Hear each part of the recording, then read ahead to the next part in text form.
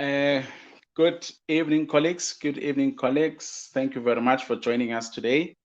We are having a no holds barred interview between myself, Dr. Loyiso Mtya, and Mr. Andile Sidinile. We'll be discussing boxing, nothing else. Boxing, the coming event of Terence Bud Crawford versus Sean Porter. And we'll also be discussing Teofimo Lopez versus Kambosos Jr. and the Azinga fight.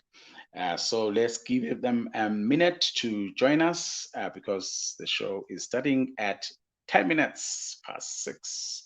Thank you very much.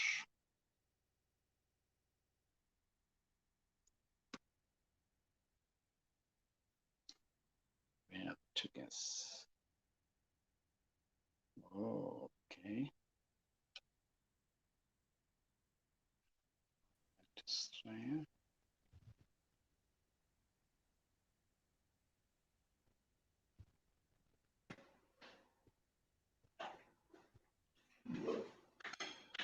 Good.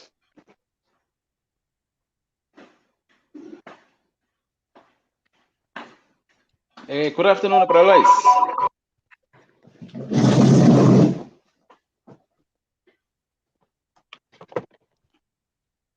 Aniva, Brother Lois. Ne? Okay, let me check. My microphone is fine. Dice, can you hear me? Loud and clear. Brother Lois can't hear me. My mic is on. Maga I can't hear unmute, you. maga olu. Okay. Dice, can you hear me?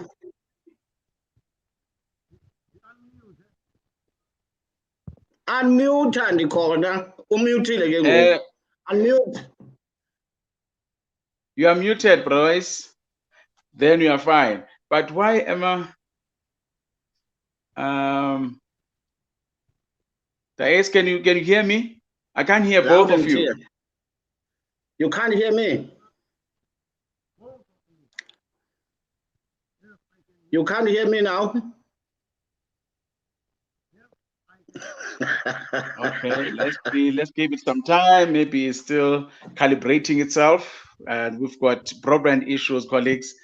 I can't wait for this debate, and looks like we'll have to check what's going on with our technology. And now, let me see my microphone. Let me take out this microphone. Can you hear me now? I can hear you loud. Now I can hear you. No, you can't hear me. No, Pralois, raise your volume. Raise, yes, I can hear you, Price. Pralois, please raise your volume. Your volume, check your volume somewhere. Your volume is low. 100%. My volume is 100%. It is full. Now we can hear you. That's it.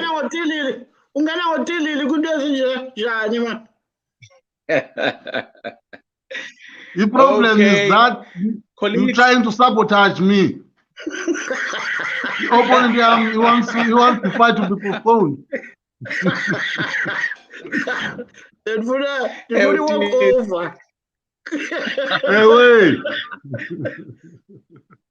Yeah, it looks like there's an opponent here that is playing games with us. Wants the fight to postpone, but there is no chance now. You know, we are live. Welcome to Mbuyekezo TV on YouTube. Thank you very much, Dr. Mtya and Mr. Andile Sidinile for gracing us with your presence this afternoon. We marketed the event to say every boxing fan, every boxing stakeholder must join us as we debate boxing. You know what? Just debating boxing and trying to get ourselves ready for the big fight this weekend, and also the fights that will be coming in the week later. And now, as a way of welcoming both of you, I just want to congratulate you, Dr. Mtya, for your award of being given a doctorate. You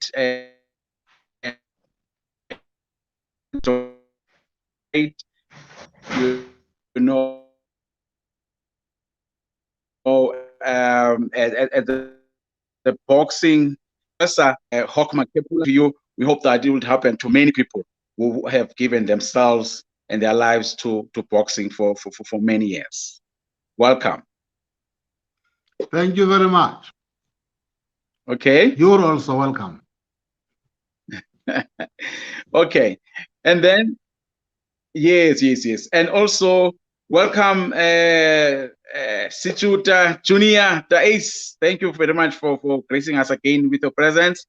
This debate is I mean, was organized because of your comments, you know, because of your comments, whereby actually you shocked me, and you said Sean Porter is going to knock Terence Crawford, and you know, I thought, no, this needs a serious debate. You know, I must get a very good opponent for this debate, so that we can take this discussion into deep waters and get to understand both boxers, you know, their strength and their skills, you know, who have they fought before, and why are we saying that Terence Crawford is going to win, and why are we saying that Sean Porter is going to win.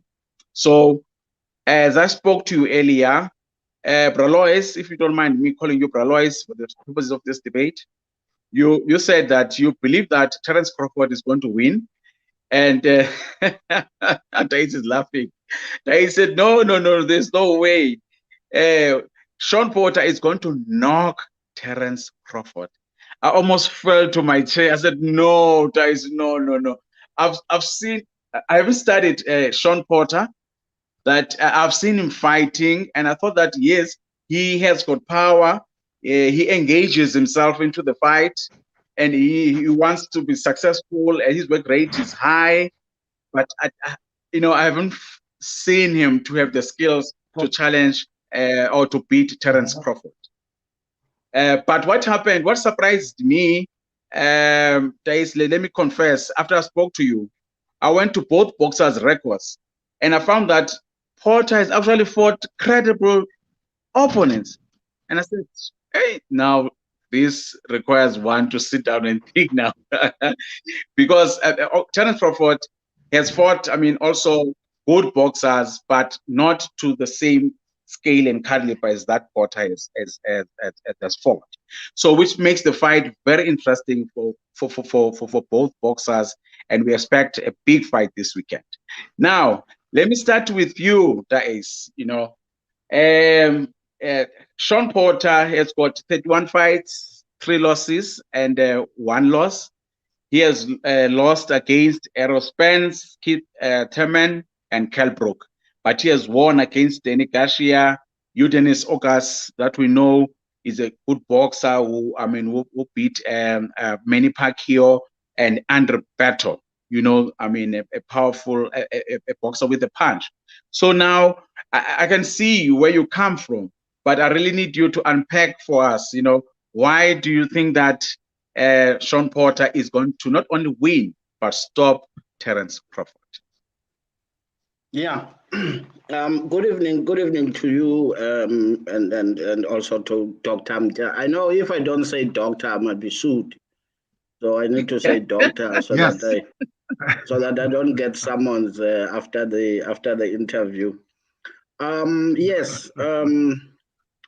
You know, in boxing, there's a long standing or a phrase that says, styles make fights.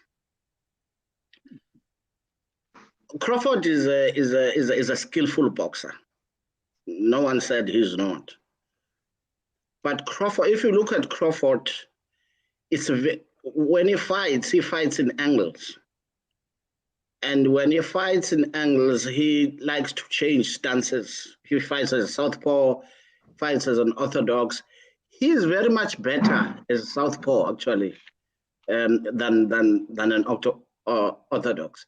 But the issue is, he has not fought anyone of the same caliber as Porter. He has not. He has not fought anyone who will take a fight to him. He has not. He has not fought anyone who punches from all angles and comes forward. He has not fought a bully. Porter is a bully. Now, if you look at the kind of boxers like Porter, in boxing they are called swammers. They swam you with punches. Because when great trainers sit down and discuss a fight just to plan, and they will ask you what stance is he, and you can't say he's a southpaw or he's an orthodox. No, they're not asking that question. They're asking if he's a smart boxer or a swimmer. Now in South Africa we had a swimmer who beat Bungu. Now look at who beat fighting Kennedy McKinney. He beat him twice. Why? Because of the style. And it was difficult for Kennedy McKinney to fight on the back foot. So that's exactly what is going to happen now. Crawford is going to be difficult for him to fight on the back foot. I know that he's going to try and give angles and try and he's a good counter puncher. I can't take that away from him. He's going to try and try to counter punch. But the problem is Porter is a very underrated puncher. That's the third point. The fourth point is that Porter, 3 seconds do not pass without him throwing a punch. So you've got a rain of punches from Porter. You don't even know where they are coming from. So and the last point is that with Porter, he's got a very underrated jab. With that, go and ask Danny Gashi about that jab, and go and ask who's this guy, Spence, about that jab. The last point about Porter as to why he's going to beat Crawford. Is that Porter is known to punish the opponent based on the opponent's mistakes. He slips punches, and when he slips underneath, he whacks the body. So that's where Crawford is going to have a problem. That's why in Xhosa we can say because he's going to be punched every second of the round, every second of the round, every second of the round. And he's going to be made so uncomfortable in that ring that he might even quit. That's my opposing point. He might even quit. No, that's very interesting. Now you can see why Dr. Mtya called you and said, "No, please rescue me here." No, this is very good analysis of the strength of Shawn Porter. We have not discussed his weaknesses. And I guess that's where you are going to take it, Dr. Mtya, that what are his weaknesses? Because when I looked at Bud Crawford record, I mean, he has never been beaten. 37 fights, no loss, no draw. But I mean, when I looked at the people that he's fought, I was worried that he doesn't have youth in his focus. He doesn't have. He has never been beaten by who? He has never been beaten by who? Now, this needs a serious analysis. So let's hear you, Loyiso. What is your take on this fight? Why do you think that Crawford is going to win? Thank you, Mo. The truth of the matter, Mo, is that me and Asu are going to be agreeing on a lot of things. But at the end of the day, we are going to be differing because somewhere along the line there's got to be a decision, and the decision is going to be made by the two boxers, either a knockout or on points. Truth again is that this fight is tough for both of these boxers because each and everyone, both of them have not met a boxer with the caliber of the other. Porter is a stormer. Porter is an avalanche. Porter is brutal. Porter's work rate is like no other work rate in boxing. And he's got power, he's got stamina, he's got pressure, he's going to be all over you for 12 rounds. But somewhere along the line, as boxing will always show you, you are going to meet somebody who's going to be having all the answers for what you bring.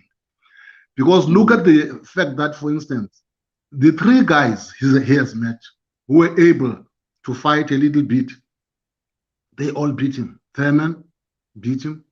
Who else is there? The three guys, it's Thurman, it's Kell Brook, yes, and Spence.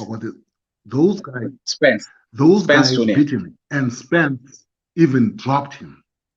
Now, those guys, if you compare those guys to Terence Crawford's speed, to Terence Crawford's eyesight, timing, to Crawford's power, and to Crawford's durability, they don't measure with him. As a result, while this guy, Porter, is going to be coming all over, throwing all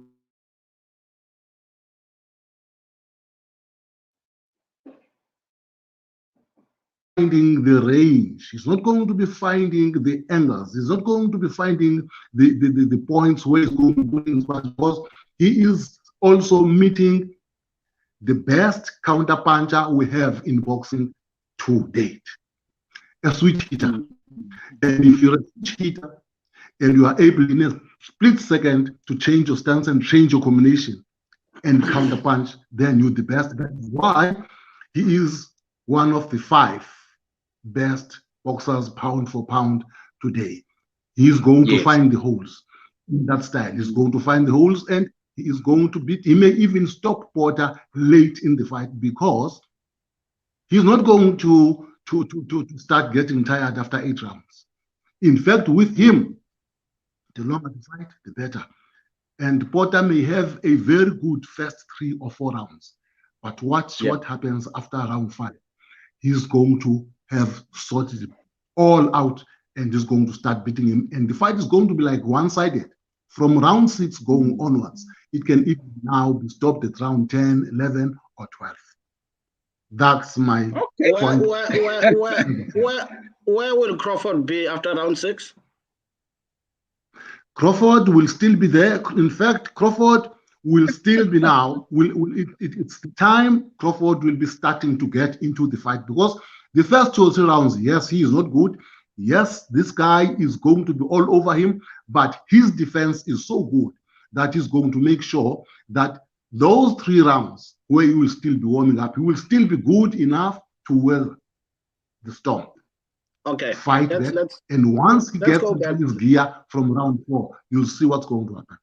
Let's go back a little bit. Do you agree that Porter is a big puncher? I do. Tick. But again, having said that, his knockout ratio is not as good as it shows. It's not as good as where you would say this is somebody with good power. You know why? No, he's not. Because he's not a knockout specialist. He's not a knockout specialist. He throws a lot of punches, but a lot of his punches are not correct punches. That is the reason. He's not able to put them together to stop people. Okay. Okay. No. So let's take that first block. He's a big puncher. Do you agree that Porter attacks the body like anybody else? I agree, especially when the opponents agree with him that come, take my body, I'm not going to hit you back. Yes, he does. Chick, do you agree that a sustained attack on the body by a hard puncher for 4 or 5 full rounds, it saps the energy of the opponent? I said from the beginning, on a lot of things we are going to agree. I agree that that kind of attack on the body takes the energy of an opponent. We are not talking about just an opponent here. We're talking about somebody else. That is why he has been able to beat the guys that is beaten. But the 3 guys who could fight a bit, Thurman, Spence, Brook, he was not able to save their energy because those guys could fight. Now he's meeting a guy who's better than all of them. No. I'm not disputing on that one. I'm just following up on your point that you say that Crawford, from round 6, his energy will be up. It can be. Yes. It can be. His energy won't be up.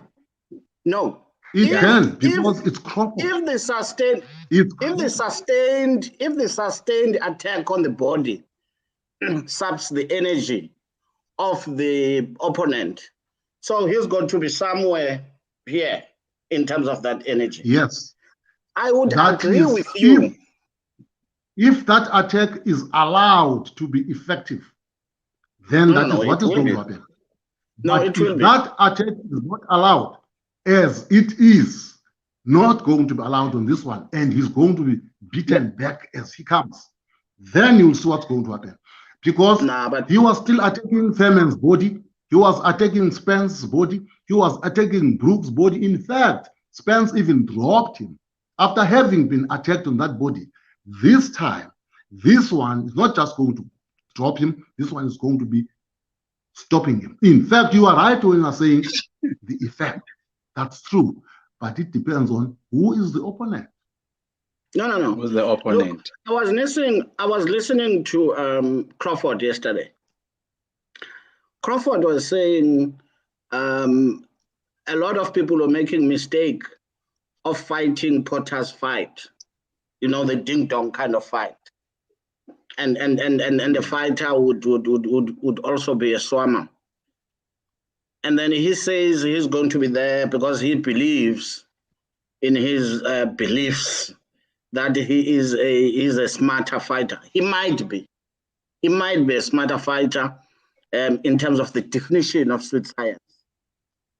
But my problem is he will be forced to fight. He has got to fight Potter's fight. Because if he can't. Yeah. If he allows Potter to fight his fight, because in boxing, at the end of the day, the winner is the one who is able to impose his will. Yes, the winner is the one on whose terms the fight is fought. Exactly. Well, if he allows Potter to do that, yes, that will happen. Yeah. But unfortunately, that is not what is going to happen. Potter is going to come swarming. He's going to come throwing everything. But unfortunately, his porous defense, because he's got to be walking through punches. He's fighting against one of the best counterpunchers. He's fighting against one of the best eye-sighted boxers he's going to come across, and he's fighting against a cross-fighter. He's not going to be able to do all the things that Look, he won't have time to have eyesight or to counterpunch because he'll be busy defending himself. That's the point I want us to because the punches will be coming from all angles. Yeah, punches will be coming from all angles. But all punches will be coming from all angles. They will be landing on shoulders. They will be landing on elbows. They will be landing on hands, and then they will be landing somewhere in the air. And at that time, he's going to be counterpunched. And the uppercut that caught him against Spence will catch him early this time. And this uppercut that caught him against Spence, this one will keep him down there on the canvas. Or when you throw an uppercut, you are left open. So you need to throw it with a very good timing. Will he have it? Whatever punch you throw, punch you throw in boxing, there is that split second where you are open. Whoever you are. That's why good counterpunchers are able to beat people. It's not the uppercut only. Even your hook, even your straight, there is a punch to counter it. It is a matter of speed. It is a matter of timing. And now, Loyiso, how is Crawford's defense? You know, I hear that he has speed, has got a very good eyesight, but in his defense, how is it? How can you rate it or compare it with? His defense is one of the best in the division. That is the reason he's been able to beat everybody. But I know that you guys are saying, who is everybody? Unfortunately, the everybody that you guys have always wanted to fight, wanted him to fight, is on the other side of the pool. Because unfortunately, boxing being business, boxers are conducted to other camps. And all these guys that he has always wanted to fight, he has not been able to get, because those guys are with PBC, and he is with no. Those guys, I disagree. Those guys are with PBC, he is with Top Rank, and then finally he gets this one, because this one is prepared to fight anybody. That's number one. Again, this one is desperate in that he hasn't beaten anybody to make him, to put him up there as a great boxer. He's lost to the best. Unfortunately, this is a wrong fight again, because it takes Crawford, it takes the best of them all. Crawford hasn't been able to get those guys simply because those guys are not in his same stable. They are with LB and Mayweather and PBC and Al Heyman. He is with Bob Arum. No. What do you say, Dice? No, I disagree. I disagree. Porter approached Crawford 2 years ago. 2 years ago. It's there, it's on record. And Crawford said no. They approached him again about a year ago, and Crawford said no. Now, it's the WBO who forced the fight to happen, because Porter is a mandatory challenger. Now, let's get back a little bit. He might not be having a chance to fight on the IBC, on the PBC. Why? Precisely because no one watches Crawford. He can't even sell his family's dining room. No one wants to watch him. So he doesn't sell tickets. He doesn't. So, because there's a boxer that wanted to fight him about a year ago, and Bob Arum didn't want that fight. I'm talking about Virgil Ortiz Jr. He was the mandatory before Porter. He didn't. You know why? Because Virgil Ortiz knocks everyone out. So this time, the WBO issued an instruction that he should defend against Porter, failing which he would have been stripped of his title. That's a fact. That's a fact. So this is a very uncomfortable fight for Crawford, because he has been used to fighting C-class fighters and so on. You see, as I said before, we will agree on a lot of things, but we will not agree on the outcome of the fight. And at the same time, so you're waiting for the end of the debate. That's it. At the same time, some of the reasons put forward for fights not to happen, it depends on who you are listening to. Because some reasons are just made for marketing purposes. Some reasons are really made for the person who actually says, I called him out. You find that is the one who actually does not want the fight, but he's using that name to actually uplift his status amongst the boxing fans. Because we hear all of those things every day about people wanting that one. Look at Garcia today. He has called everybody except Jesus Christ. But every time they have said, Garcia, he has defied. He has had something that I'm mentally wrong, I've broken this. He hasn't taken the fight. That's what also was happening with Floyd Mayweather. Guys were saying he is avoiding them. But when he actually says, let's fight, it's the guys that says, no, I'm busy with something else. But again, I want to agree with Ace on the fact that, okay, those fights have not happened. And those fights, it may have been Crawford himself. I don't know. It may have been Crawford himself who did not take those fights. But, well, we're talking about this one. He has taken this one. And to him, looking for a big fight and getting it, it's like getting this kind of fight to him is like the Holy Grail. Everybody wants it. Everybody doesn't get it. But no, but he was forced to take this fight. He was forced. Yes. I don't think that is important now. I think what is important is that this fight is going on. It is in terms of his mindset. That's it. And then this fight is going to answer all those questions about who has he beaten? Why isn't he just selling tickets? Why is he this? He's going to do this one, and after he's beaten this one, then all of those questions will be set aside. Terence Crawford is going to be too good for Porter. Porter is going to be there. Porter is going to be making an interesting fight like he always does. But he doesn't have that mentality to win against the big ones, the real big ones. His limit, his ceiling. But who's the real big one? Who's the real big one? And he's going to meet a real good one. This one is a pound for pound great. This one is one of the greatest welterweights you've seen. This one could have been at home with your likes of Manny Pacquiao, of your Sugar Ray Leonard, and all of that. This one just hasn't had the chance to prove it because for one reason or other, and from the same reasons that Ace has been putting forward, nobody has actually wanted to come forward and fight him. Now, this one has been clever enough or stupid enough to take it.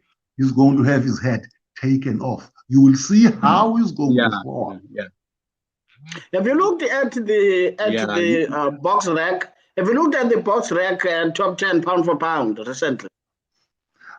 Well, the box rack pound for pound. In fact, the pound for pound thing is a mythical thing. It depends on how you as a person sees things because there is no clear measurement. That's a myth. It depends on how you see it. Now, they may say whatever they say, but mine, I have my own views and my own ideas about it. It doesn't mean because people are saying the first 5 pound for pound, so that is the truth. Okay. No. You may find that the best pound for pound is not even in their top 15. Let me rephrase that question. Have you looked at the consensus pound for pound list recently? By consensus, I know that you mean majority. We are dealing with majorities that are wrong every day. Majorities, you know, if majorities were right, the majority will be proven wrong this weekend in our countries. Majority consensus, those people forget about majority.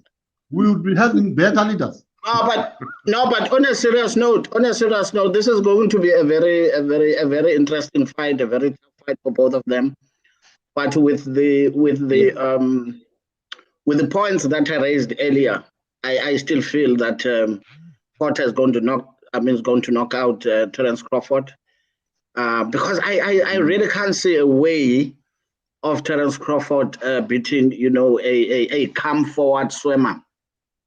As they say, styles make fights, and I'm going to say this until my face turn blue, because it's the way it is. Blue already. Basically. I know. From where I'm sitting, your face is turning blue already. So it's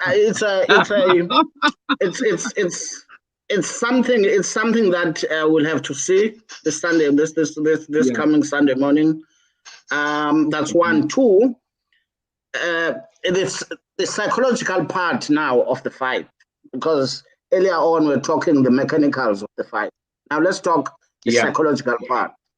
Because Porter is aware that if he loses this opportunity, that's a hooray for him. It's bye-bye Porter. Yes. He knows that. Okay? So he goes into this fight knowing it's all or nothing. Okay? Such a person is dangerous. He's motivated. Such a person is dangerous. Now let's go for Crawford. Crawford goes into this fight thinking, you know what? I'm supposed to be fighting Spence. I'm supposed to be fighting Spence. So this is just another fight that Uncle Bob gave me. I don't think he takes this fight as serious as he should. I don't think he takes Porter as serious as he should. I really don't think that he considers himself in the same level as Porter. So you have a guy who thinks that this is my my swan song. And you also have a guy who thinks, and then you have a guy who thinks this guy is not in my class. So this is just the beginning. Exactly. And then complacency will creep in. And which days I think which days I don't want to defect our discussion. I think I saw that also in Canelo fight. Canelo last fight. Canelo was struggling to get into the fight because he was not motivated. He thought that I'm going to beat this guy, I'm going to knock this guy, but he was not performing in the early rounds to understand that his corner was very worried, trying to push him, that he must fight and get some points or knock this guy off. So I agree with you that I think Sean Porter is more motivated than Crawford. What do you think? What do you think, Loyiso? I would say motivation. Yes, I like the points Ace is putting forward, but in terms of, instead of saying motivated, I would say desperate. To me, he is going to be desperate. And to me, that desperation is going to cause him to make a lot of mistakes, is going to cause him to walk into punches. I know he has taken this fight very seriously because this may be goodbye to him. That is why desperation is going to take over. I know also for the fact that in terms of sparring, he has sparred with the likes of Caleb Plant. He has sparred with the likes of Durrell. He has even called Javonta Davis because of the style to come and get him used to that fast southpaw power punching machine that is going to be meeting, that is Terence Crawford. But I think, again, having said that, it won't be motivation, it will be desperation. He is going to walk into a lot of punches, and when he starts to see I was still talking about Porter and Crawford. What he sees, when he sees that it is not happening, then that's where he's going to start coming running. And Crawford is just going to tease this guy off. I want to talk about Plant and Alvarez, if you wanted me to do that. No, that fight is past. That goes on. We are going on now with the fight that's coming on. Terence Crawford is going to take this guy apart.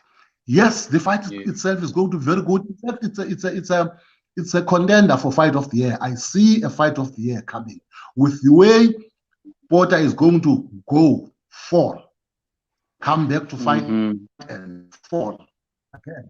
And end of the day, Andile's face will have turned so blue that in fact you will hardly be seeing him. You may think, hey, this is not Andile. That is mine. It's Crawford, and it's Crawford, whether it's a points, whether it's a technical knockout. I am seeing a clean knockout. Well, that's it. Yes. No, that's very interesting. No, I think this fight is going to be interesting because both boxers are motivated, but I'm not sure if really are we going to see Terence Crawford versus Spence. Well, that's what should motivate Crawford. I would have loved to see that fight, but it's not going to happen. I didn't hear that Porter is question. going to spoil the because Porter is going to spoil the party. It ain't happening. I didn't hear that at all. No, I was asking if. Yeah, no. Tell him what you're asking. No, I was asking if we are going to see the fight between Crawford and Spence Jr. You know, or Spence is going to spoil or Sean Porter is going to spoil that vision. It's not going to happen. Yeah. Guys, I don't know what's happening because you guys are supposed to be right there in the best part of the country in town. I am in rural Mount Cook, but it looks like your faults are on. You are on Tilly. You are talking ha and he and ho. I can't hear what you guys say.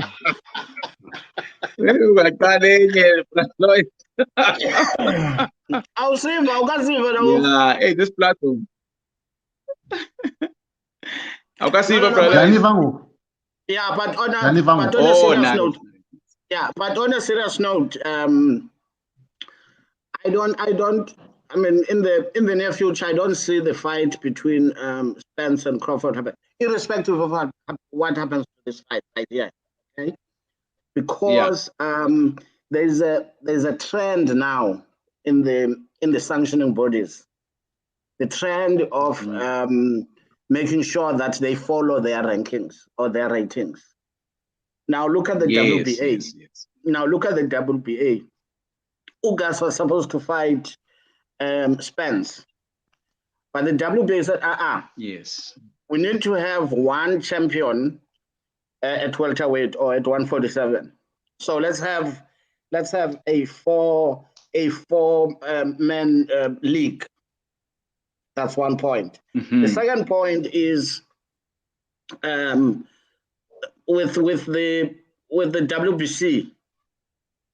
Spence is the champion at WBC. One way or the other, after this particular fight, he will have to honor his mandatory because he has been inactive for some time. So he's got to honor that mandatory. And then mandatory for the IBF and also for the WBC. Okay. And then Crawford, WBC, let's say for argument's sake, in a very unlikely event that he beats Otter. Very unlikely that he beats Otter. Crawford will have to fight whoever. And I know for a fact that Crawford is earmarked to fight Josh Taylor, the undisputed champion at 140 currently. So I know that Taylor has got a mandatory coming up now in December, so he will fight George Taylor sometime in March or April next year. So the fight between him and Spence is like miles, thousands of miles away for now. It's not even in the radar. Yeah. No, this is going to be interesting. I think we've lost Loyiso on the platform. He's been accusing us of using Dilili. Yet his phone is coming to disappoint him. Yeah. No, this is very interesting. Now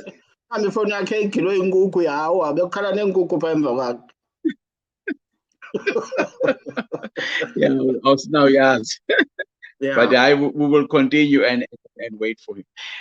I heard in one interview that Porter claims to know Crawford, like they grew up together. I don't know if maybe they fought at a amateur level or in the early years of their careers, because he looks very confident also. No, they didn't, because remember,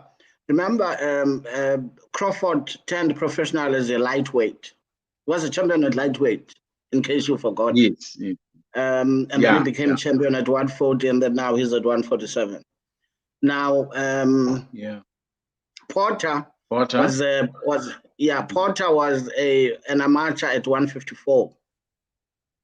and he went down when he became a professional.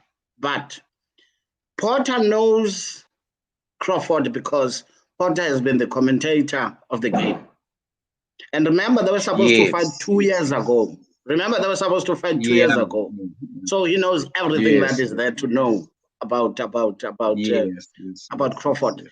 The other thing is that there is no bad blood or animosity between them.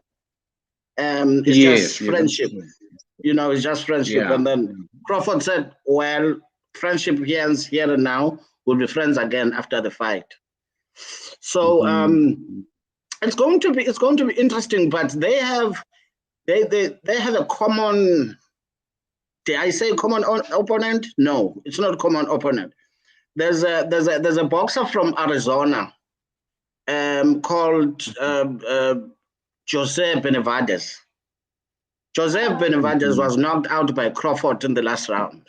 Okay? And then Jose Benavides, the same situation as Zumagwata and Zumagwata and Uvekeka.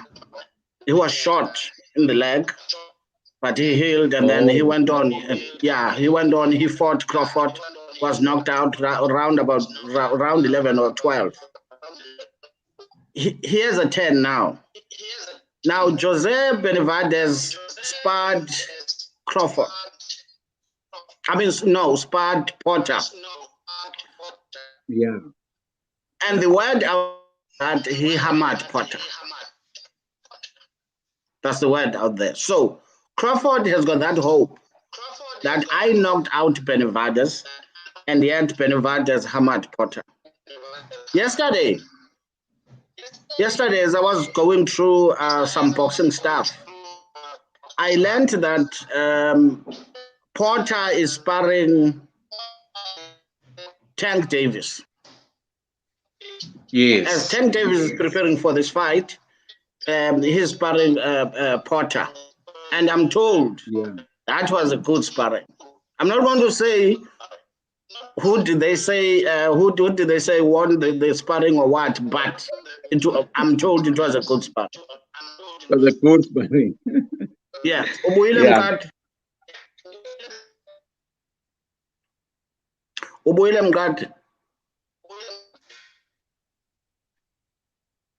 got an echo from your side. I don't know what's going on. No, I think it's from Pralois, but when he came in, then we had an echo from him.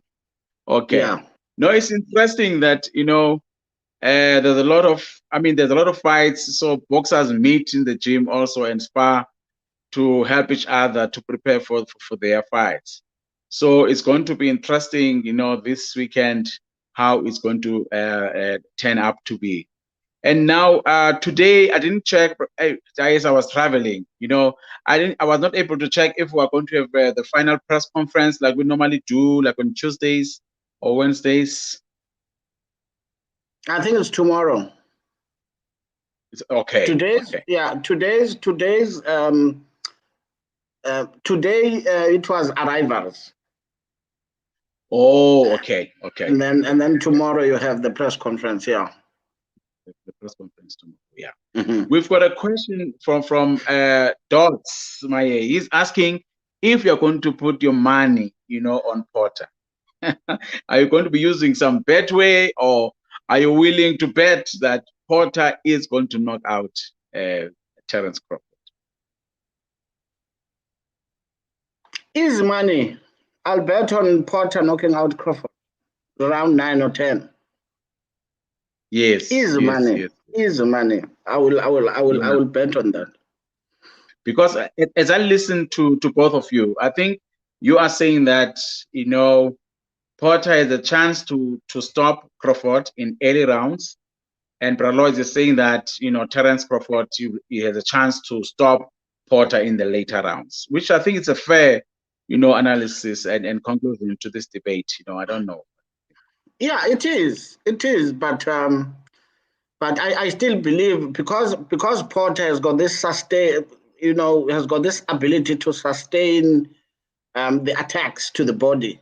I believe that Crawford won't be able to take that for a sustained period, unless of course, in boxing is called a haymaker. Unless he throws a haymaker somewhere in between, then I lose. Then I lose. Then you lose. Then I lose, and it's part of the game. But I really can't believe that he will throw it, because he you see when you're fighting Porter, it's difficult to find a range because it's always on your face. Unless you time his coming in, like Spencer did. What Spencer did was that he timed him coming, and then he threw a left hook. And then he dropped him right there. And then with when Crawford fought Thurman, I think it was in the later rounds also. He caught him as Porter was getting out, because he got out with his guard down, and then he threw, a wide punch, and then he fell down. So unless you can do that, which is very much difficult to do, I must say, then I'll come to your channel again and do what? And just apologize. Nothing else. No. I mean, guys, we make our boxing exciting by debating and trying to say this is going to win, this guy is going to win against the other. But really, I mean, it's boxing. Anything can happen. We can't control that. No, thanks, guys. And I think we've exhausted this issue. Let me just check Bralois again. Looks like he's here, but he's here. I don't want us to conclude without his presence. Bralois, we want to conclude, presence. Can you hear us? I've been listening to you guys. I've been listening to you guys. I know. Okay. No,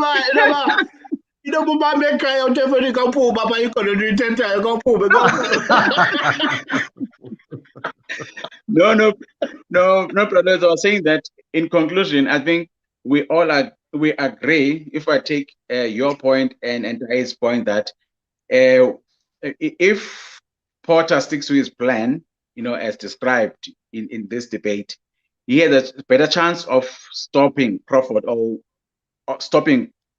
getting more points in the early rounds.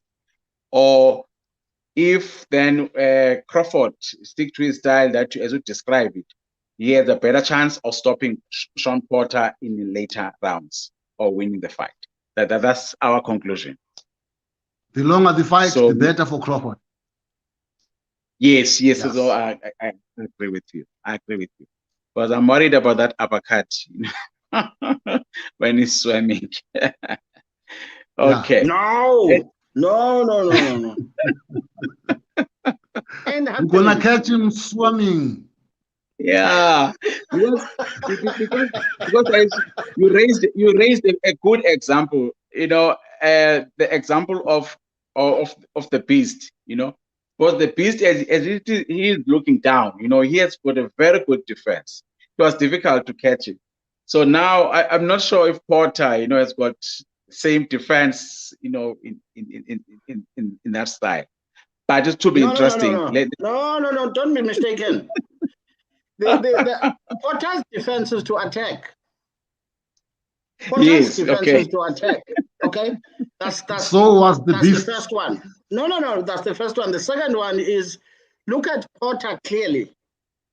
Very technically. He doesn't just go in, he feints before he goes in. He feints. He wants you to commit. And when you commit, he slips the punches and start working on the body. When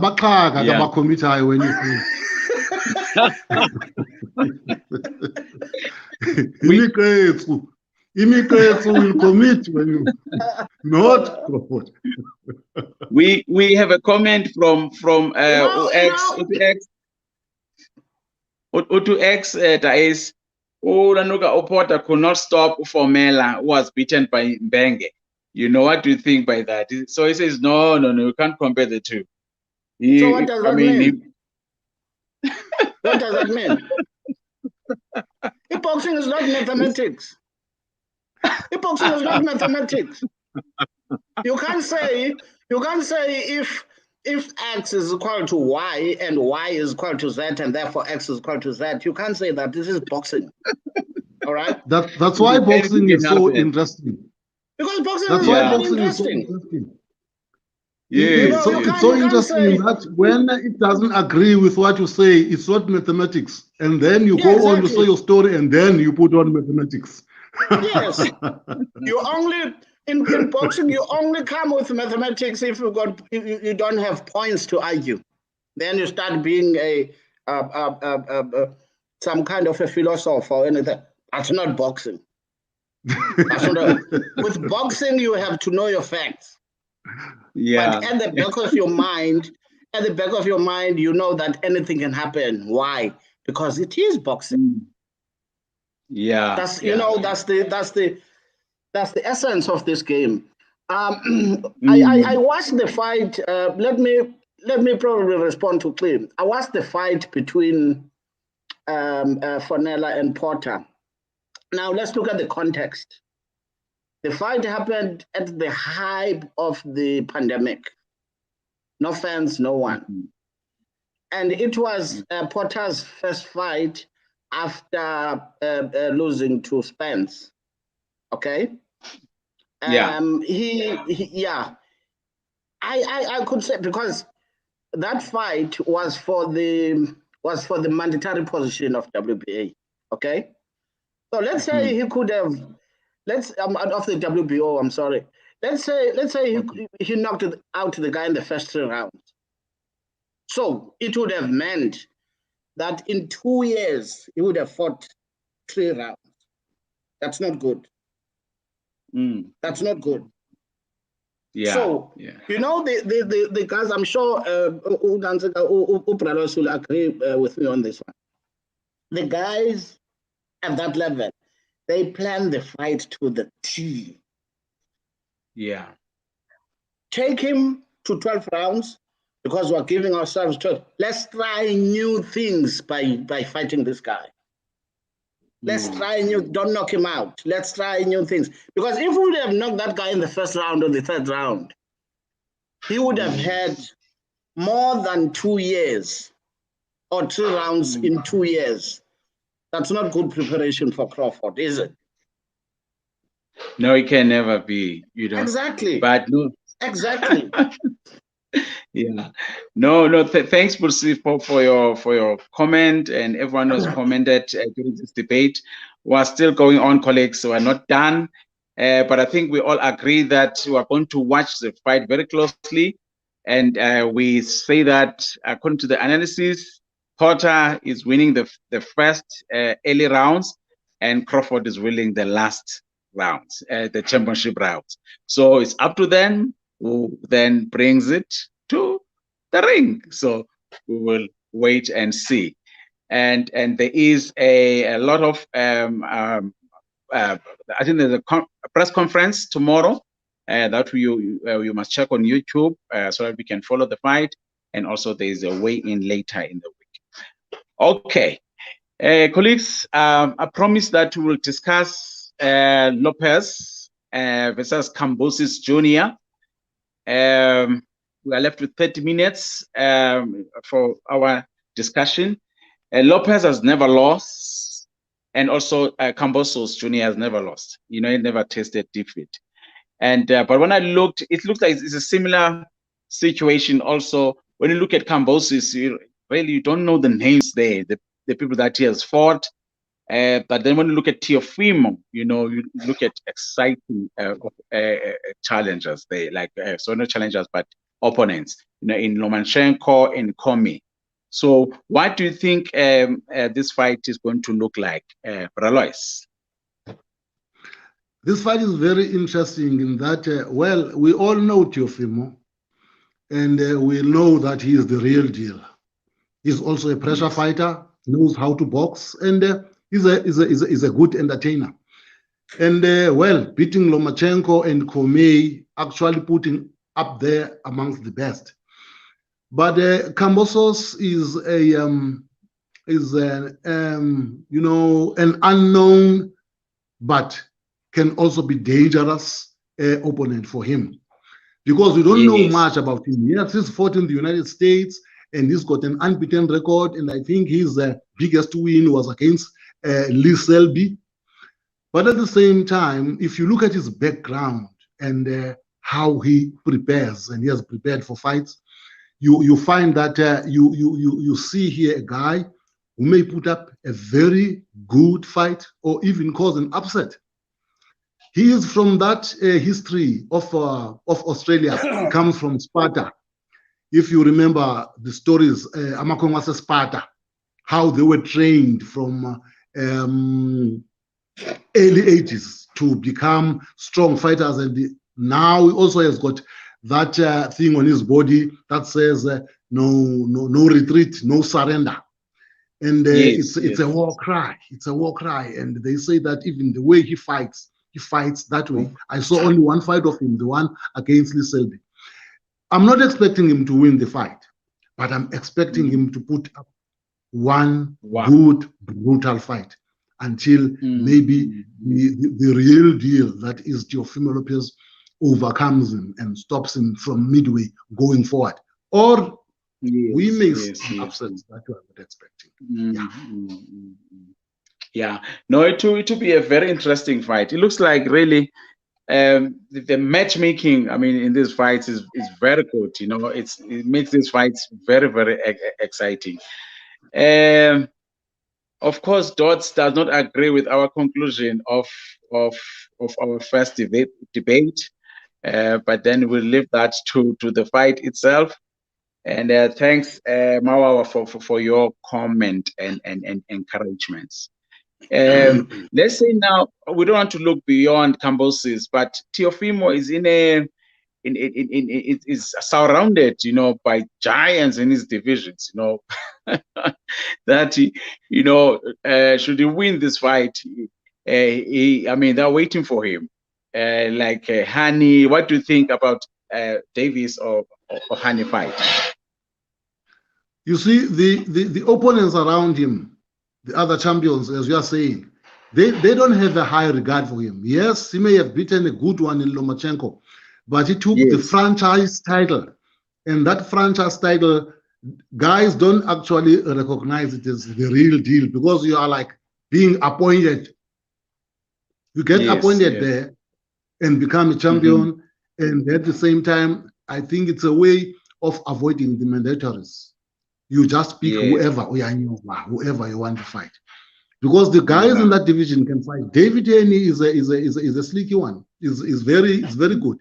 Does not have much power, but it doesn't give you all those angles where you can actually use and beat him. So there's still a big fight coming. There's still many big fights coming amongst those four guys, and the Teofimo Lopez being there, unless he gets upset by this guy. Yes.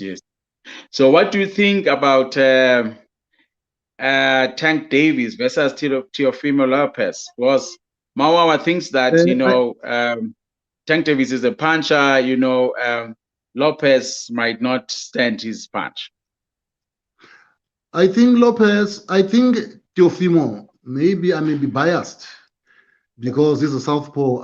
I am, you know, when I talk southpaws, I talk myself, and I like those guys. I like a guy who's southpaw, who knows his southpaw stance, who knows his southpaw strengths and limitations, who knows where he is in the ring and has to do this because I am southpaw. And Javona Davis is one of those guys.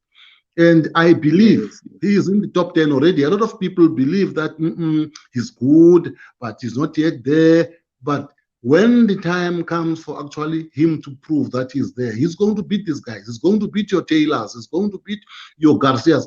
If Garcia one day finally decides to come out to fight.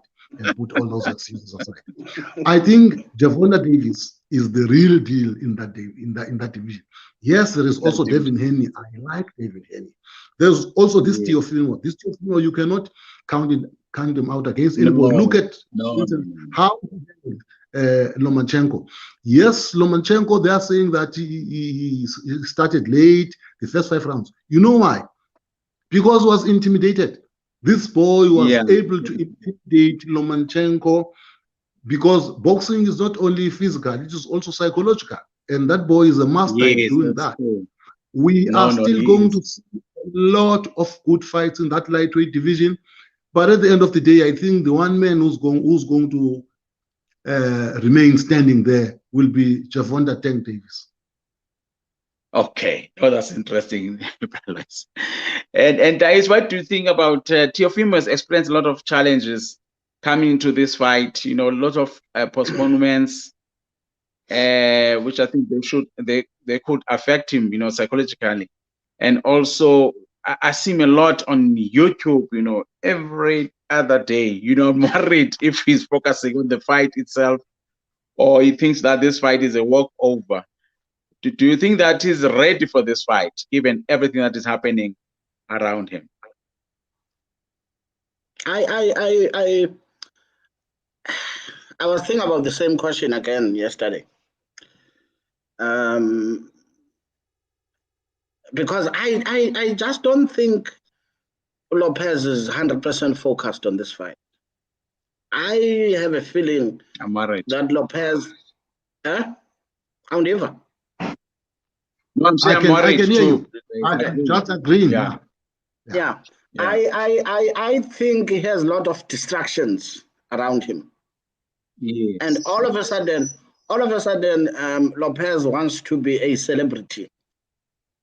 And the first distraction, which is closer to him, is his father. Because his father is insulting everyone else. Everyone is insulting Bob Aram, is insulting the, ESPN is talking bad about this, talking bad about that. That's the first one. The second one, on the issue of him wanting to be a celebrity, his fight is about 2 weeks away. He's got the audacity to take a 5-hour flight from New York to Las Vegas to watch Canelo versus Plant. And then during the press conference, he goes in there with all his belts. He's supposed to be in camp, for crying out loud. He's supposed to be in camp and be busy, you know. So I think he undermines Kambosos.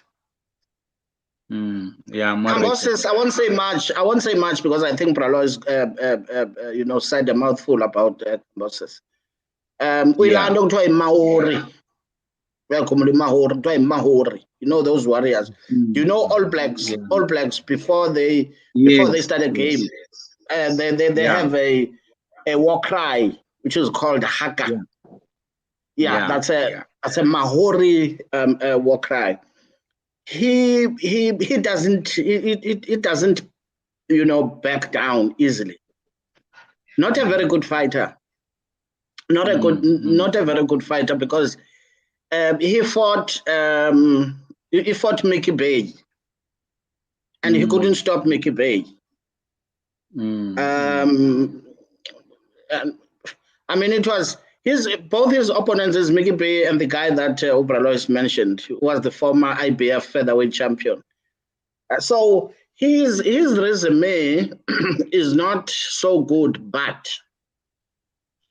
I don't think Lopez is good for this. Is focused for this fight. But as they say in sport generally, you are as good as your last fight.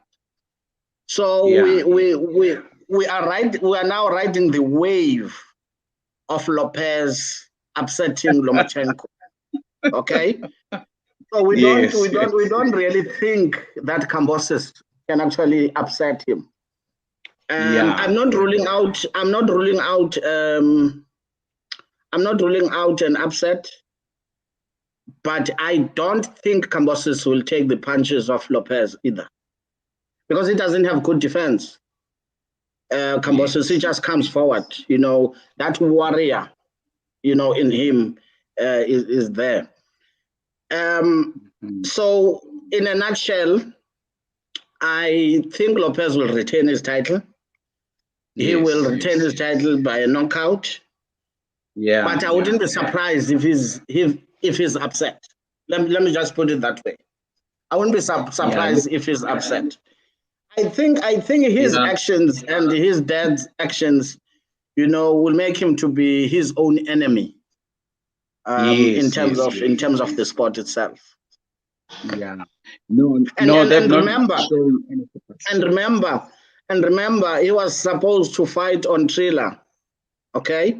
Exactly. To get something like to get something like $4 million for this fight, and he couldn't get that. So we don't know how much that has deflated his confidence and his focus. It's only next week. Then we'll be sure. We'll be sure exactly what has happened. But on face value, I'm in that wave also. I'm saying the takeover, Lopez. Yeah, Pursipo agrees with us. I also agree with you. I've got a weak point for Teofimo. I like that point. I think it's good. No, we okay. We all like him. We all like Teofimo, but he needs to be disciplined. Because currently he's not. I agree with you. I agree with you. I mean, these past 2 months have been frustrating.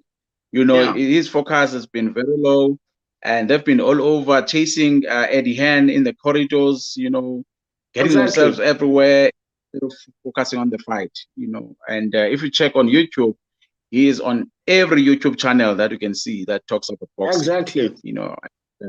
I mean, really, that can be good at his level. That can be good at his level. Of course,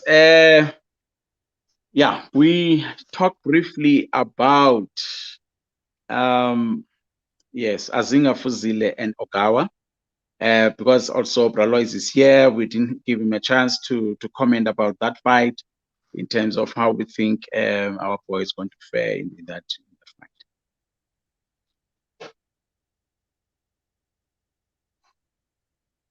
Loyiso, what do you think will be a Azinga Ogawa fight? It's very interesting. It's a very interesting fight because if you look at Azinga Fuzile's fight makeup, he's one of the best boxers in terms of skills that South Africa has produced. Amen. But having said that, he also falls in the same category of South African boxers, not being tough enough. That when the pressure bears on them, South African boxers fumble. When it comes to that time when it says, when the going gets tough, the tough get going, South African boxers don't get going, except for a few. Maybe you could say Moruti Mtalane, and I don't know who else comes to mind.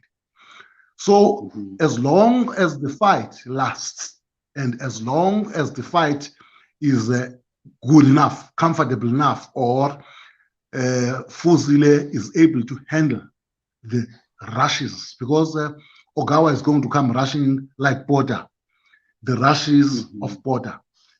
Nobody, I don't think there is anybody, or there are few if there are, who can outpoint, who can outskill, who can outbox Azinga Fuzile. So as long as he is in there, he is going to be winning that fight. And all that needs to be done, in fact, that needs to have been done now, is to have worked on his durability, to make sure that from his training, he takes whatever he has to make him to be strong. And there's always a challenge here at home, the challenge of sparring partners. And I also wanted to... Of what, brothers? You said the challenge of sparring partners. The challenge of sparring partners. We always have a challenge of sparring partners. And as we're going through towards this fight, I was asking, who is he sparring with? And I only found out that nobody has come, nobody special has been like hired or employed to come and spar with him. And if you look at the fight now, the Porter was talking about having brought on Caleb Plant, Comington, Durrell, and even Javota. And we don't have that kind of opportunities here to actually get the sparring partners. You'll find that he's been sparring with the very same people he's been training with all his life. And now that doesn't do well when it comes to that level. Especially now when they say we've got to up the gears. Because up the gears have got to be up from the training so that we can get to the fight. It's not something new. Now, another thing now that worries me now is the news that has just come out. Because I thought that arrangement had been made for Azinga to be at least a month in America to get more preparations that are different from the usual preparations there at home. And at the same time, to be there in terms of acclimatizing to the weather and all of that, because it's like very cold and very rainy in New York at this stage. And to prepare themselves now, not only for the boxing skills, but for what the body is going to have to take in terms of what is going to be breathing and all of that. But lo and behold, we find out now that he is still in South Africa. And the next thing I find that he hasn't yet even signed the contract as we speak now.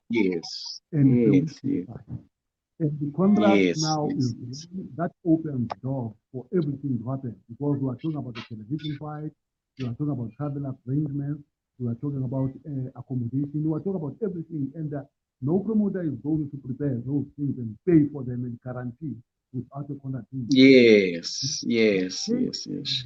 This is mental state that Azinga good as because he's one of the best producers, got it all. But his mind now going to be stable enough after all of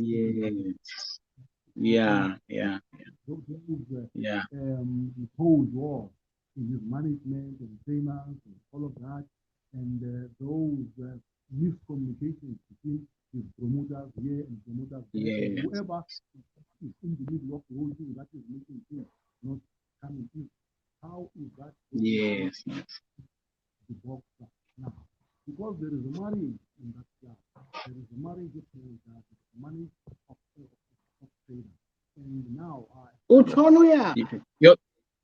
you're trying to bralo is speaker sako. Check your speaker. Utshwana uyaphi? Ndimshona ezilalini mfondini. Bengandayithatha le nto wale foni igilwa ziingugu le. Now I find out now there's a problems of communication between manager, promoter, and trainer. At the end of the day, I ask myself, but who is the manager? Because I think the manager has the right and the will to negotiate everything and bring to the club, unless the agreements of management are not the agreements of management that we know. Unless the manager is being treated as maybe an agent or a middleman who's going to go and take all the food here and bring here and say, okay, here is the menu, what are we going to eat? I think the manager is the one that actually makes all of those decisions. But now I think this now is actually going to be affecting the boxer himself, because the boxer shouldn't be up against those things. The boxer should be up against the opponent. That is all. So that is what is worrying me about this fight, because going before this, I was at this point that we have an 80% chance of winning this fight. But with all the hula baloo now that's been happening, now that is starting to drop it. And I'm just saying now on hope, just on hope that the boy goes into the fight with a free and clear mind to go and kick ass, like we say in Botswana. Mutilar, Jimel alone. You mentioned earlier, but we could not hear you. You spoke about the sparring partners that Azinga is or might use for this fight, in preparation for this fight. Do you know who is he using? Like people are suggesting Bulana, Lamati, would be good for him in preparation for this fight. Yes, but I didn't get to know if he actually got those names. I didn't actually got to know if he got those names. And at the same time, if you are saying Lamati, Bulana, you are still talking about guys who are smaller than him. Guys who are going to give him a good fight, but they are not going to be heavy enough to actually push out the best out of him in terms of durability. That is why when you come to fight like this, we've got to get some people from Limpopo, guys from Gauteng, guys from KZN, guys who are just going to give you that kind of fight, because you find that if you spar with the very same people that you know, even when he faints, you know that after fainting, he's going to do this.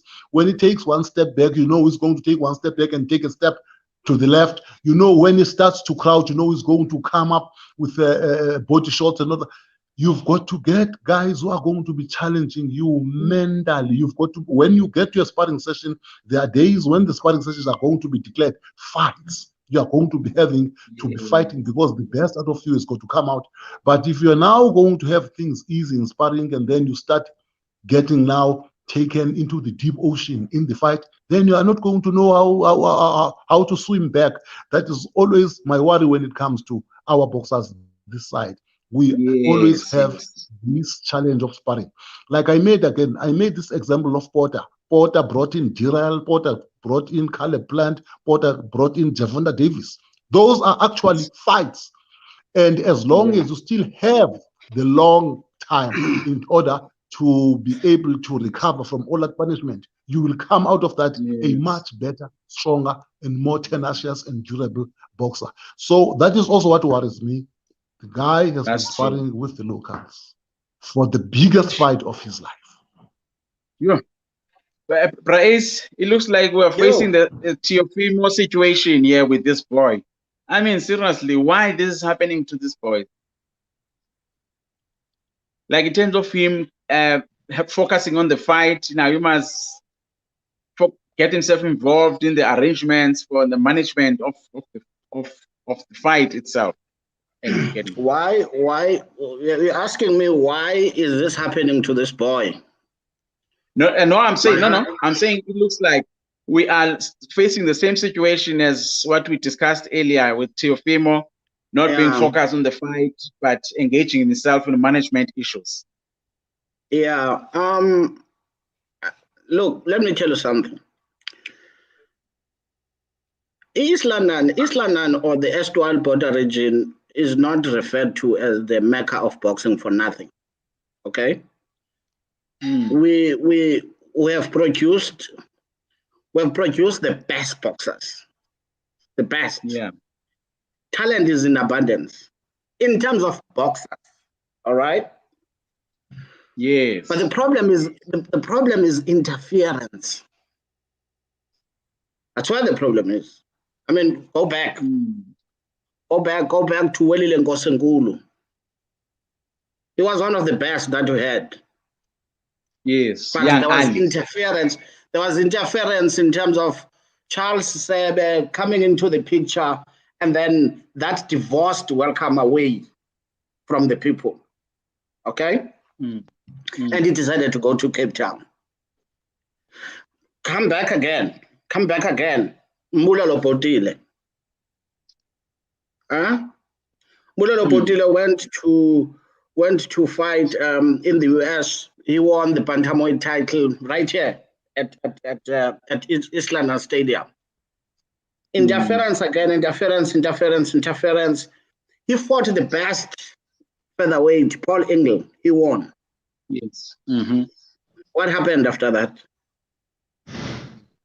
So there's a constant sickness or a constant demon that happens to our boxers. Interference. You know, you have. It's a good thing to have fans,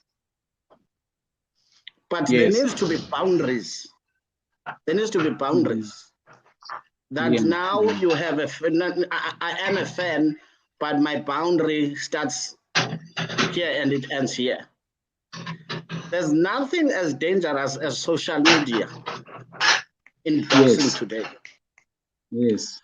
The East London boxing is being killed by fans on social media. I mean, you can like or dislike me for that, but it's true. No, Mama agrees with you. It's true. Instead of supporting boxing, we tend to pull boxers down and interfere in their business. Now, I'm done with that part.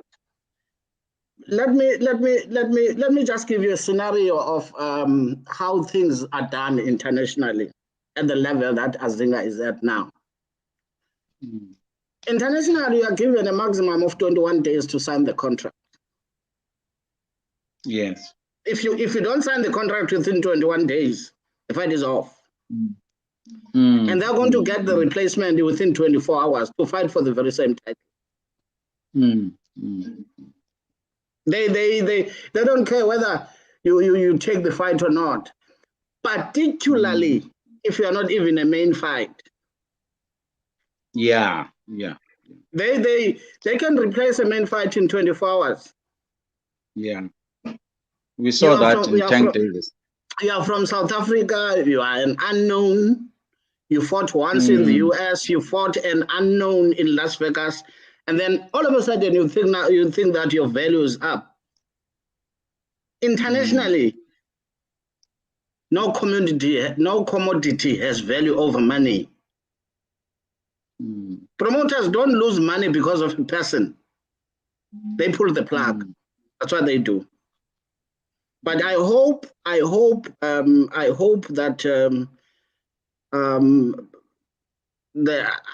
the attempts that people are talking about this afternoon are going to be arrived, so that we don't talk about politics around the camp, but to talk about the fight itself. Because if we were to talk about the fight itself, I'm sure Loyiso and I would agree that come the 28th of November, we're going to have the new IBF champion in East London. There's no doubt about it. Yes. There's no doubt about it. Yeah. Unfortunately, all these things, all these shenanigans are happening to our best boxers. All these shenanigans are happening to our prospects.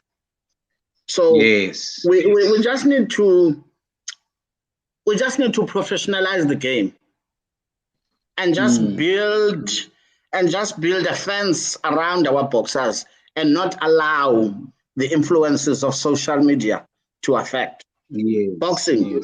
Let me talk boxing now. Ogawa, it's going to take about 2 to 3 rounds for Fuzile to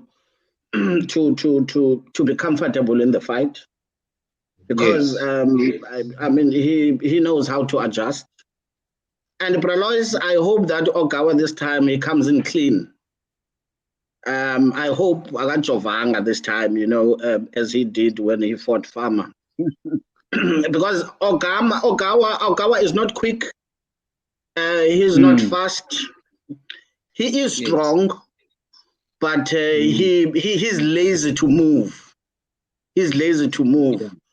And I agree again with Loyiso. Ogawa will never, at any given moment, outbox Azinga. Never. He will never do that. But again, will Azinga be okay psychologically? I hope he will be, because the same shenanigans nearly happened when he went to Vegas the last time. Yes, that's true. And he came in prepared. So I think he's a boy who knows how to lock some of this thing up. I hope. I hope he.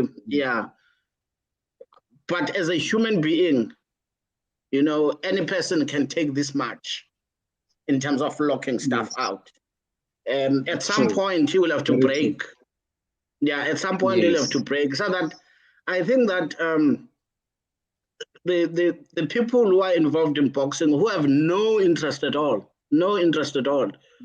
would have to convene and mediate between, Azinga and promoters and management and all of that, so that we don't lose the talent that we have. We need that talent. That's really true.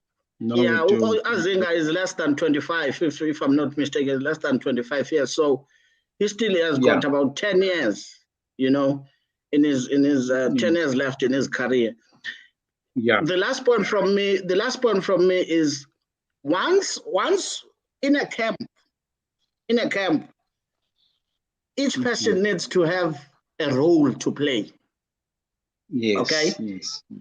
We took Vejeka from here to Perth, Australia, and everyone was told, this is your role. All right. We took Vejeka to Macau in China, and everyone was told, this is your role. No one will come to me and talk about something that is not his role.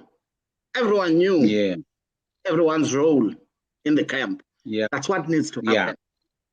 That's what needs to happen. And it needs to happen at a very early age in the gymnasiums. Ungacaba uBrabani ngenxa beclub yakhe lo uBrabani uzakwenza yonke into lapha ejimini. Do you understand my point? So at some point we need to professionalize the game itself. Yes. Not only say it's professional because Abafana Bakule vest. We need to professionalize how we run the sport itself. But other than that, I think Upraloy shares my sentiments on this one. We wish Azinga nothing but the best next weekend. Yes, nothing but the best. Let him go, let him win, and then after that, his team needs to sit down and clarify roles. Yes, that's very true. Well, to safeguard, the future of these boxers and other boxers, that's very, very important that we really professionalize and up our game. Yeah. Nambu, you can't even get a visa without producing a signed contract. Yeah. And there are many types of visas to visit the US. But Azinga is using a P1 visa. It's called a P1 visa. Yeah. It's more like it's more like a work permit. Yeah, work permit, Yeah, because he's going out there to compete in a professional sport. So he's got that. So when you apply, for a visa, they say, give us a confirmation that you'll be engaged in a sport over there. What is that confirmation? Are you poster you fight? It's the contract. No, it's a signed contract. Okay? Yeah. For you to buy a ticket. And the sooner you buy a ticket, the earlier the ticket is. Okay? Yeah. But if you buy it late, it becomes expensive. It becomes expensive. And you can't buy that ticket without the visa. No. You can't buy that ticket you can't even get accommodation. No. Over there. Not in the US. Without these necessary documents. Yeah. So hence I'm saying we just need to professionalize the sport itself. Yeah. So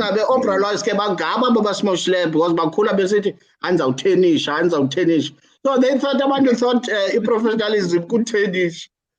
And I'm talking about the sport as an institution itself. Us as people who are in the sport, we need to be professional as to how we do things. Are you telling me, Ace, now that with the kind of team, international team, from top to bottom that Azinga has, don't these people know that? Why is it that up to now, all the things that we are discussing here, we are not lying. We are talking about things that are really in effect, have either happened or have not happened. We are not guessing. Are you telling me now this team, this professional international team that Azinga has, was not able to agree to these things 2 or 3 months ago? They are professional, okay? because Azinga's promotion now is the best in the country, hands down. Yeah. Make no mistake about it. Colin is doing a very good job in terms of getting these fights, getting ratings, and all of that. As an agent, excuse me. Yeah. he's doing a very good job. So that combination alone, Bro Lois, would presuppose that something like this can't happen. But the issue is that I know some of the things that I don't want to say here in this particular interview now. That might not sit well with some of the people that were involved. But I'm just saying, let's try and work together and define these roles. It's very important to define these roles and say, here's my role. Yeah. Look, some people, when we took Vecheka overseas twice, a friend of mine, Uzuki, was part of the camp. And people were asking, Uya Uzuki? And I said, no, Uzuki is for special projects. And they thought I was lying. You know? Or they thought I was joking. And he performed special project is you wash the training gear of the boxer. Because a professional can't go to the gym more than once with the same gear without it being washed. Yeah. You go and arrange special food, the diet. Yes. Because we're going to a country we've never been in. So you need someone who would walk and check the shops and say, I've seen a shop somewhere. So I need, if we need this kind of food, we'll just walk. We needed someone to send. The next time we went to Macau, I took Giovanni Bushby with us. Why? Because I wanted someone who would be there with Vecheka in the room just to talk, joke around so that he forgets about the fight. So the team needs to, or the team leader needs to draw up a plan that every member of the team will have a role to play. I'm sure Loyiso was doing that as Zama also, that you have this role, and no one does anything without contacting me first as the team leader. And I'm sure that's what happened as Zama also. So you need a very strong team leader who would read the Riot Act so that everyone follows. If someone doesn't want to listen, he should just go. I don't care whether it's the boxer or whoever. He should just go. Why? Because they're going to disturb your objectives of moving forward. That's basically what I believe in. Yeah, that is very true. And at this stage now, we can only hope that all the things that you are unbundling and you are saying now they should happen, Azinga wins. Yes, so that he should. All of this now should be sorted out for the sake of other boxers that will be going there, because we have got so much talent. We are going to be going overseas each and every year to fight for world titles. In fact, I've taken boxers to that stage because that stage is totally different from the way we do things here. Starting from these preparations. That's true. I've taken boxers since 1995 to overseas to every country in the world. Things there are different. And you guys, in order to be able to deliver, you've got to have your house in order. Have your ducks in a row. Otherwise, if you don't, you fail to put your ducks in a row, they are going to fail even on the walk to the ring. And that's it. So let us hope that this is a lesson and this whole thing was able to be rescued that in time so that, number one, the fight goes on. Number two, the boy still goes to the fight with a clear head and do what he has to do the right way and win. Yes. Yeah. You know, Mo, it's unfortunate that on the eve of the most important fight for Azinga, we're still talking the language that we're talking now. Yeah. We should be congratulating Rumble Africa from taking Azinga from amateur Yes. up until to the stage. Exactly. Okay. Yeah. Now we should be congratulating Exactly. Colin Yes. for the moves that he Arranging has the fight. done in terms of Yeah. getting the international route and so on and up until this point. Yeah. We should be Yes. congratulating Chief for Yes. good work that he has done to develop and produce such a jam. All right. Exactly. Yes. Everyone, we should be congratulating people here. We as South Africans, we should envy the success. Basically, Yes. we should be talking about Mercedes-Benz, who's going to sponsor 4 or 10 fans to go and watch the fight. We should be talking about the municipality who's going to offer tickets, or a municipality who's going to have a closed circuit, at the city hall so that we can watch that. We should be talking progressive stuff. We shouldn't be talking about all of this nonsense. No, but unfortunately, really frustrating. Yeah, unfortunately, we are dragged into talking about elementary stuff, which is basically nonsense. And it keeps on happening over and over again in South Africa. It keeps on happening. We should be talking about we should be talking about the premier of the province arranging for some closed circuit. Stadium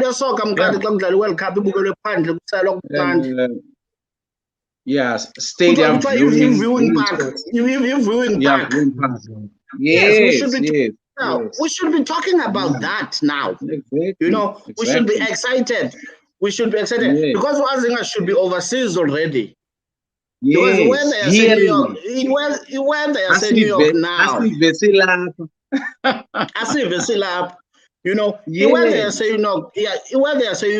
New York now, it's freezing.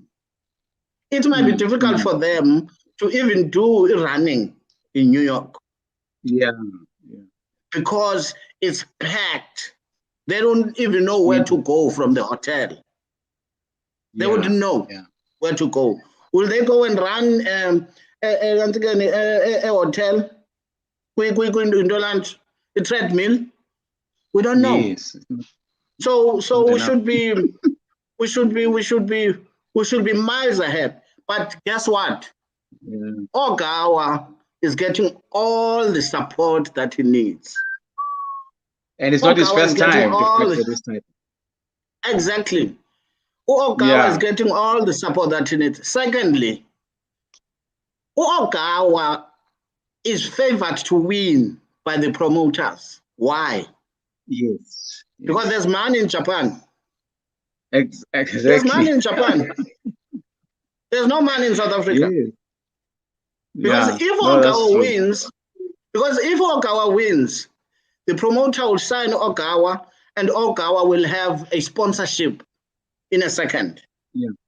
But if Azinga wins, then it's as good as nothing to promote. So our role is to make sure that we build confidence. We build confidence. We shouldn't be talking contracts at this time of the night. No. We don't want. We shouldn't. No, that's a very good conclusion, guys. I don't know if there's anything to conclude. Loyiso, these are powerful words of support to Azinga Fuzile and his team to really find a solution in solving these matters that we read in the news. Otherwise, we're very confident that the boy with his skills, he's ready to take the fight and also to bring back the belt. I don't know, any closing comments from your side? Yes, I must just say the same thing, because all of us, the whole of South Africa is behind him. This is very historic, and it is something that we all want to be able to own up to. Madison Square Garden, not everybody goes in there, but we've had the chance now to actually send our own. That's why it's good that we're all behind him, and we hope that by now everything has been sorted out, and by now he's ready to go. And we also hope that when he gets there, he has his mind together, he do what he does best, enze into adume ngayo, and bring the bacon home. Makuliwe. Sijimela loo nto. Sidinile loo. No. Thank you very much, Ace. Thank you very much, Loyiso, for a very insightful debate. I think Dr. Mtya was right. You know? Nonsense. Okay. Azinga has got an opportunity to give us what Hebeboy Mtlaji didn't. World title fight at junior lightweight. Yeah. Azinga has got an opportunity to emulate what Brian Mitchell did to win world title at junior lightweight and keep it for a longer period.